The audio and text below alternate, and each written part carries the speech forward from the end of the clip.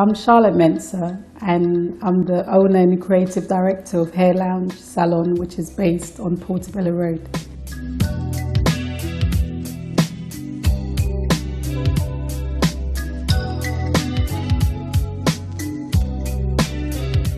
I called it Hair Lounge because I kind of wanted it to be like a lounge where you can come in and just share and reach out. And honestly, when you come to this salon, it's exactly like that. People always talking to each other.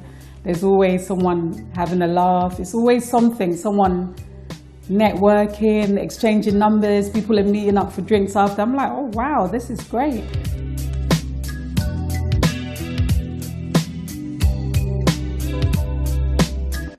I've been doing hairdressing for 30 years. I got into hairdressing from the age of 16. My mother passed away, unfortunately, and my younger sister was 3 at the time. So I used to be very much involved with doing her hair, and I liked all the kind of conversations we had. It was like a bit of a therapy and a bonding time. So at the age of 13, I used to love just playing with her hair, and I'll look at magazines and think, oh, I think I can do this. And because she was only 3, everything I did, she would be like, wow, it's nice. So I'll be like, oh, so I'm really good then. At the age of 16, I went to London College of Fashion, and then I was trained at a salon called Splinters.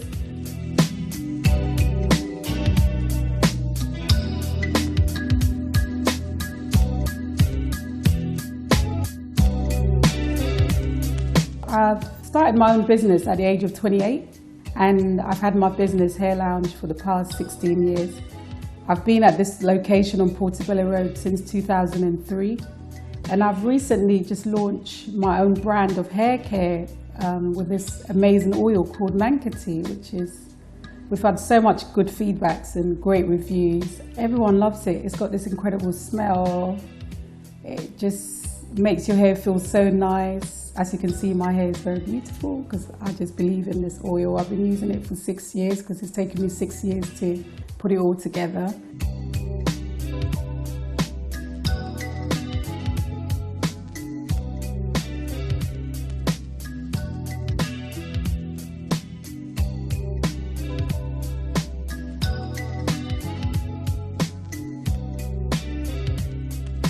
I get inspiration from everyone. I get inspiration from the women that come to my salon. They're from all different walks of life. I was also inspired a lot from Winston Isaacs, who trained me. So he was the one that founded the first black salon called Splinters, which was in Mayfair. And he was just this incredible man who it was like a father to us. He not only trained us on how to do good hair, but how to behave and, just how you put yourself out there. So it's not just about being good at hair, but how you present yourself and also just to have integrity and just do well and be focused. So I'll say he was my biggest inspiration, yeah. Yeah, for Hairdresser of the Year 2013 is Charlotte Mensah.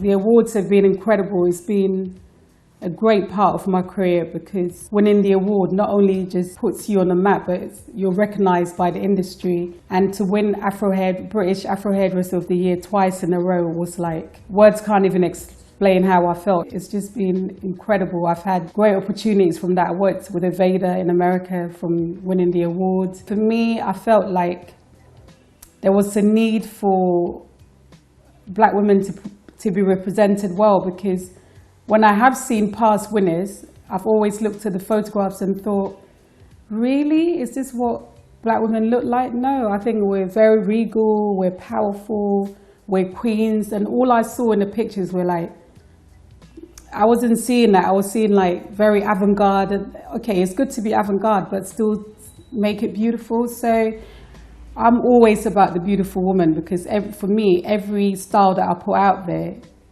it's a statement, it's a message that I'm giving. So my message is always about how powerful and how beautiful we are and how regal, because we're all like queens. And I wanted to show that in my collection. For me, it's really showing the natural textures of the hair is important, because I feel like there's just too many wigs and too many weaves, and even if you are going to wear a weave or a wig, to have it cut nicely so it looks natural.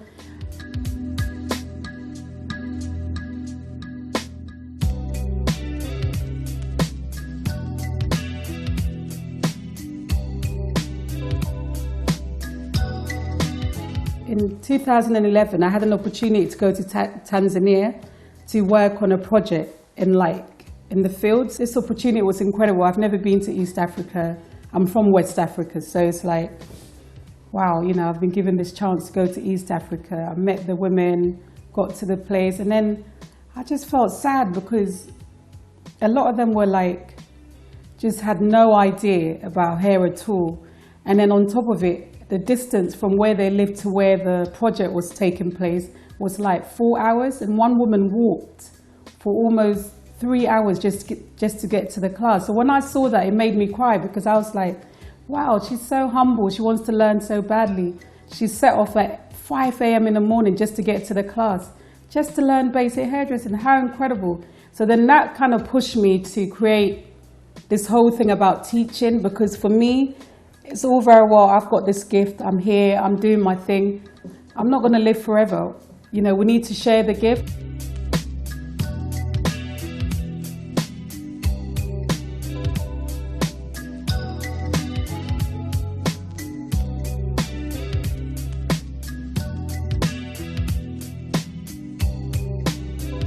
It's good to impact people and share and reach out to people that are just underprivileged and just need that help. I have this idea of the academy from way back, like 5-6 years ago, and it's just, I've got the land and everything, but it's just been so much to like the funding to actually get this academy up. I decided that I was going to get a trailer.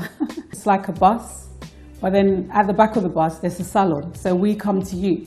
So we'll drive from province to province and teach you like health and safety, basic hairdressing, how to style natural hair. Because I was also, another thing that really put me off in Africa was like, with all this heat, everyone's got wigs on and weaves. I'm like, come on, you live in this heat. Why you all got these things on? It's not good. You need to learn to appreciate what you have. So you would get someone that literally, they've got like a relaxer on their hair and they'll leave it on for like 2 hours, which is so wrong, because on the relaxer box, it actually says 10 minutes, 15 minutes the max. So you find that a lot of people don't have hair. That's the problem. They've lost all of their hair. So they wear the wig because the wig makes them feel like, oh, I look better. But if they had the right understanding of how to care for their hair in the first place, they wouldn't have had these problems. That really kind of stirred something in my heart. That's what made me definitely think that the academy has to be something that is mobile rather than, you know, fixed in one place.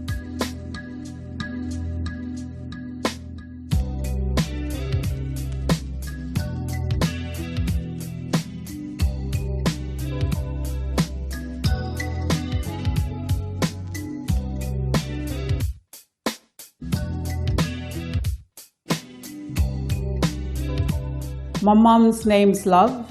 She had just so much love to give. She came to London in the 60s, and unfortunately, she didn't get to fulfill all her purpose. So I thought, you know, I'm all about sharing and peacemaking and loving. So why don't we just call the charity Love? And then the charity is kind of means Ladies of Vision Empowerment. So LOVE, Ladies of Vision Empowerment. But it's not just ladies alone. We also have guys. I mean, at the moment, I pay like how many people's school fees. I've been paying these school fees since they were born. So that's how the charity started, and we're hoping that it's going to grow, and we're going to do everything like from hairdressing to carpentry to catering.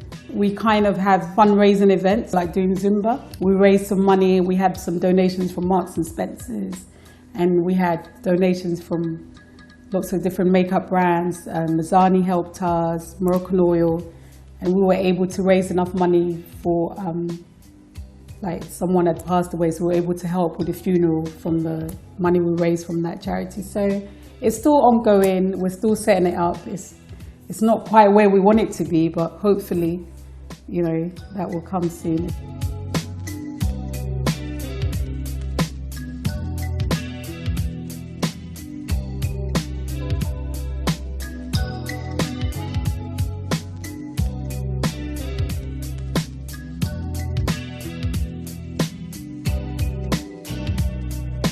There's struggle everywhere, like it's how much you want it, and everything is challenging. It's got better because I'm sure, let's take back 40 years ago, I probably wouldn't have been able to have a shop in this area if it was 40, 50 years ago. So for me to even be able to have a shop on Portobello Road and to be able to sustain it and maintain it for the last 13 years, that's history in the making. And I believe that, you know, you just need to be focused and have a drive and just keep knocking, and one day the doors open. Of course, it's not easy and it is challenging, and sometimes the support even from your own community is the hardest.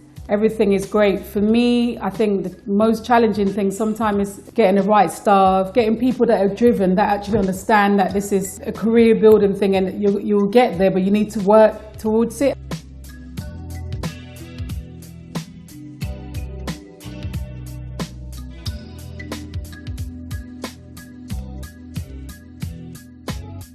You can find us on Twitter and on Instagram, Hair Lounge 1999, and we're also on Facebook.